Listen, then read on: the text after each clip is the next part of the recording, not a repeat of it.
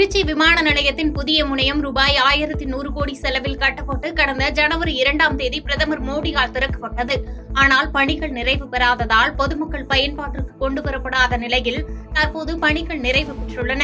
இதனைத் தொடர்ந்து திருச்சி விமான நிலையத்தின் புதிய முனையத்தில் 100% பணிகள் முடிவடைந்ததைத் தொடர்ந்து இன்று பொதுமக்கள் பயன்பாட்டிற்கு வந்தது. இந்த நிலையில் திருச்சி சர்வதேச விமான நிலையத்தின் புதிய முனையம் திறப்பு விழா இன்று நடைபெற்றது.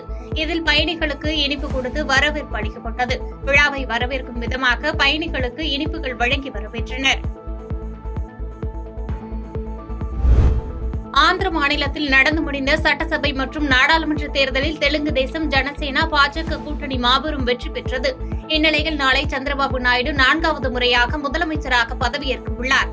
இதனிடையே தேர்தல் வெற்றியை உறுதி செய்ததில் ஜனசேனா கட்சித் தலைவரும் நடிகருமான பவன் கல்யாணுக்கு பெரும்பங்கு உள்ளதால் அவருக்கு துணை முதலமைச்சர் பதவி வழங்கக்கூடும் என எதிர்பார்க்கப்படுகிறது.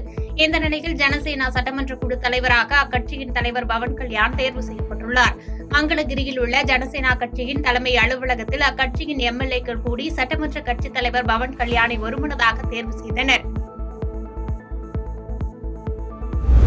டெல்லியில் சவுத் பிளாக்கில் உள்ள வெளியுறவுத்துறை அமைச்சக அலுவலகத்தில் வெளியுறவுத்துறை அமைச்சராக ஜெய்சங்கர் பொறுப்பேற்றுக் கொண்டார். பின்னர் பேசிய ஜெய்சங்கர், சீனா மற்றும் இந்தியா ஆகிய இரு நாடுகளுக்கு இடையே உள்ள எல்லை பிரச்சினைக்கு தீர்வு காணப்பட்டு எல்லை பிரச்சினையில் கவனம் செலுத்தப்படும் என்று தெரிவித்தார். நீட் தேர்வில் குளறுபடிகள் நடைபெற்று இருப்பதாகவும் மறுதேர்வு நடத்த வேண்டும் என கூறி உச்சநீதிமன்றத்தில் வழக்குகள் தொடரப்பட்டன. இது தொடர்பான வழக்கு இன்று உச்சநீதிமன்றத்தில் விசாரணைக்கு வந்தது. அப்போது நீட் வினாத்தாள் கசிவு தொடர்பாக தேசிய தேர்வு முகமை பதிலளிக்க வேண்டும் என உத்தரவிட்ட உச்சநீதிமன்றம் வழக்கின் விசாரணையை ஜூலை 8ஆம் தேதிக்கு ஒத்திவைத்து நீட் கவுன்சிலிங் நடத்த எந்த தடையும் இல்லை எனவும் உத்தரவிட்டது. மேலும் நீட் தொடர்பான அனைத்து வழக்குகளும் ஒன்றாக விசாரிக்கப்படும் எனவும் உச்சநீதிமன்றம் தெரிவித்துள்ளது. சவுக்கு சங்கரை குண்டர் தடுப்பு சட்டத்தில் சிறையில் அடைத்ததை எதிர்த்து சென்னை உயர்நீதிமன்றத்தில் அவரது தாயார் கமலா ஆட்கொணர்வு வழக்கை தாக்கல் செய்தார். இந்த வழக்கை விசாரித்த நீதிபதிகள் GR சுவாமிநாதன், BB பாலாஜி ஆகியோர் மாறுபட்ட உத்தரவை பிறப்பித்தனர்.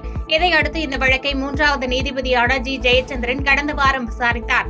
பின்னர் இந்த வழக்கை வழக்கமாக ஆட்கொணர்வு வழக்குகளை விசாரிக்கும் டிவிஷன் பெஞ்ச் விசாரணைக்கு பரிந்துரை செய்து கடந்த 6ஆம் தேதி உத்தரவிட்டார். இந்த உத்தரவு முழு விவரம் தற்போது வெளியாகியுள்ளது. அந்த உத்தரவில் நீதிபதி G ஜெயச்சந்திரன் வெளியிட்டுள்ள அறிக்கையில் சவுக்கு சங்கரை குண்டர் சட்டத்தில் சிறையில் அடைத்ததை ரத்து செய்து சக நீதிபதியான GR சுவாமிநாதன் பிறப்பித்த தீர்ப்பு சரியானது இல்லை என்று உத்தரவிட்டார். பாதகம் செய்பவரை கண்டால் நாம் பயங்கொள்ளலாகாது பாப்பா, மோதி மிதித்து விடு பாப்பா, அவர் முகத்தில் உமிழ்ந்து விடு பாப்பா. அண்மை செய்திகளை உடனுக்குடன் தெரிந்து கொள்ள இணைந்திருங்கள் இயம்நாடு.